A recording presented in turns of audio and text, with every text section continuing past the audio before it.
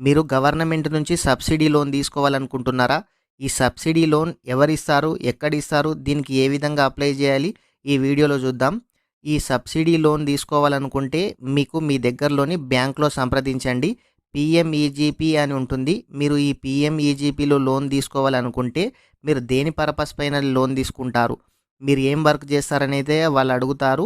మీకు బ్యాంక్ వాళ్ళు ఇస్తామంటే మాత్రం అప్లై చేసుకోండి. మీకు 100% లోన్ అయితే శాంక్షన్ అయితే జరుగుతుంది. మీరు ఆన్‌లైన్‌లో అప్లై చేసుకున్న తర్వాత ఇది మీ మొబైల్‌కు లోన్ అప్లికేషన్ సక్సెస్‌ఫుల్ అని మెసేజ్ అయితే రావడం జరుగుతుంది. ఈ మెసేజ్ వచ్చిన తర్వాత మీ కలెక్టర్ ఆఫీస్‌లో కూడా దీన్ని వాళ్ళు అప్రూవల్ చేస్తారు.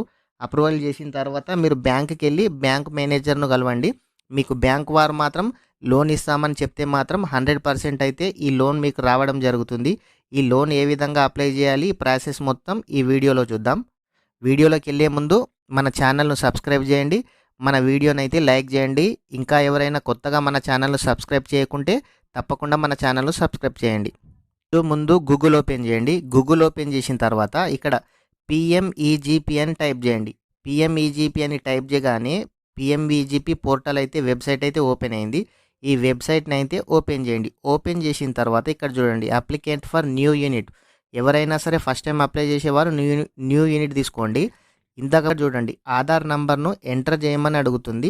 ఇక్కడ మీ ఆధార్ నంబర్‌ని అయితే ఎంటర్ చేయండి. ఆధార్ నంబర్‌ను ఎంటర్ చేసిన తర్వాత ఇక్కడ చూడండి సెకండ్ ఆప్షన్ ఈఐడి మన ఆధార్ నంబర్ ఎన్రోల్మెంట్ నంబర్‌ని అయితే అడుగుతుంది. ఉంటే ఇయ్యండి లేకుంటే లేదు. ఇక్కడ చూడండి మీరు మీ పేరు అడుగుతుంది. మీరు శ్రీమతియా, జెంట్సా, లేడీస్ అని అడుగుతుంది. జెంట్స్ కాబట్టి శ్రీ మీద క్లిక్ చేసి ఇక్కడ మీ పేరునైతే ఎంటర్ చేయండి. ఆధార్ కార్డ్‌లో ఏ విధంగా అయితే ఉందో మీ పేరు సేమ్ యాజ్ ఈజ్ ఆధార్‌లో ఉన్నలాగానే ఎంటర్ చేయండి. చేసిన తర్వాత ఇక్కడ ఏజెన్సీ అని అడుగుతుంది. మీకు ఏ ఏజెన్సీ అయితే అవైలబుల్ ఉందో ఆ ఏజెన్సీ మీద అయితే సెలెక్ట్ చేయండి. సెలెక్ట్ చేసిన తర్వాత ఇక్కడ స్టేట్ మీరు ఏ స్టేట్ నుంచి అప్లై చేస్తున్నారని అడుగుతుంది. తెలంగాణ కాబట్టి తెలంగాణ సెలెక్ట్ చేశాను. తర్వాత డిస్ట్రిక్ట్ అడుగుతుంది.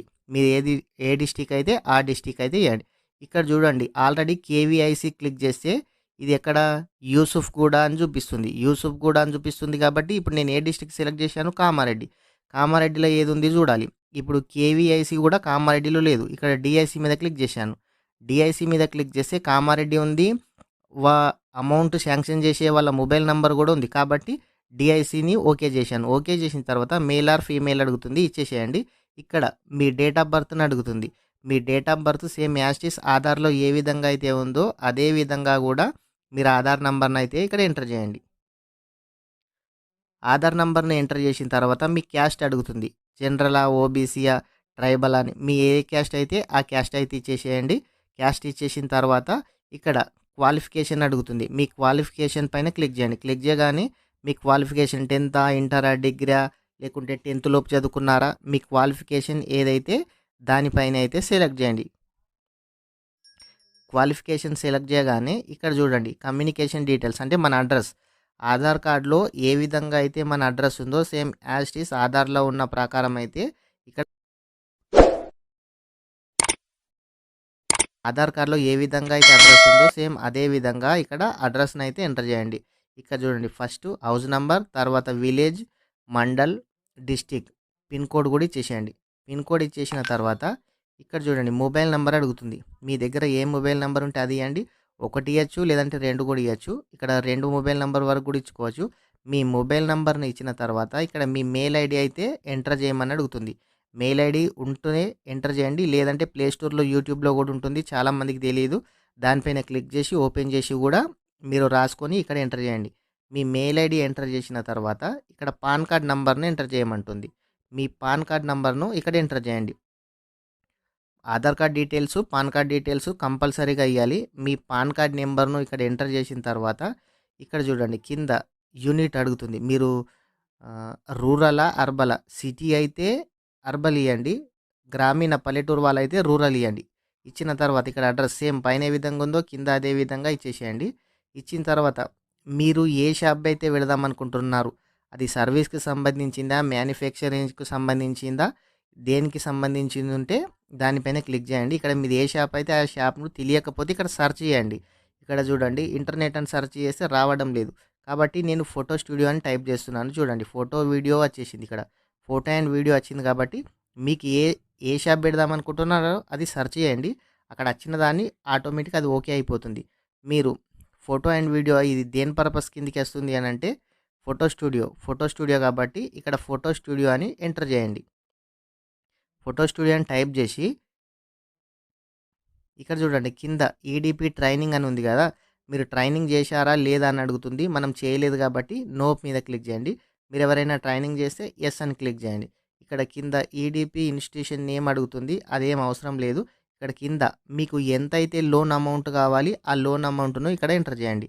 లోన్ అమౌంట్ ఎంటర్ చేసిన తర్వాత ఈ అమౌంట్ మీరు ఎంతమంది మేనేజ్ చేస్తారు? ఆ షాప్‌లో ఎంతమంది ఉంటారని అడుగుతుంది. ఇద్దరు కాబట్టి నేను 2 ఇస్తున్నాను. మీరు ఇద్దరైతే ఇద్దరు, ముగ్గురైతే ముగ్గురు. మీరెంత ఇస్తారో ఇచ్చేసేయండి. ఇక్కడ మీరు ఏ బ్యాంక్‌లో అయితే లోన్ కావాలని అడిగారో వాళ్ళు అప్లై చేసుకోమన్నారు కదా మిమ్మల్ని. ఇది ఏ బ్యాంక్ అయితే ఆ బ్యాంక్‌ను సెలెక్ట్ చేయండి.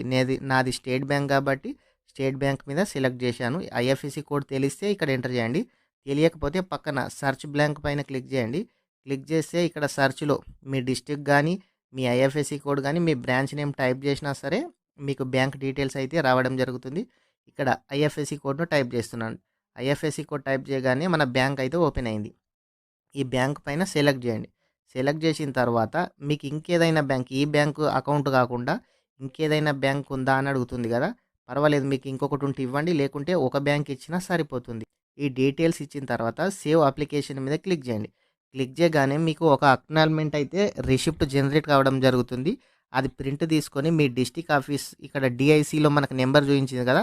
ఆ ఫస్ట్ ఫ్లోర్‌కెళ్ళి వాళ్ళకు సబ్మిట్ చేసి మనము మన దగ్గరలోని మనము ఏ బ్యాంక్ అయితే స్టేట్ బ్యాంక్ సెలెక్ట్ చేశాం కదా! బ్యాంక్‌లో వెళ్లి అడగండి. వాళ్ళైతే మీకు ఇంకా ప్రొసీజర్ మీ ప్రాసెస్ ఏందో చేసి మీకైతే లోన్ ఇవ్వడం జరుగుతుంది. ఓకే ఫ్రెండ్స్, ఇలాంటి మరిన్ని ఇన్ఫర్మేషన్ వీడియోస్ కోసం మన ఛానల్‌ను సబ్స్క్రైబ్ చేయండి. అలాగే మన వీడియోను లైక్ చేయండి. Thank you friends.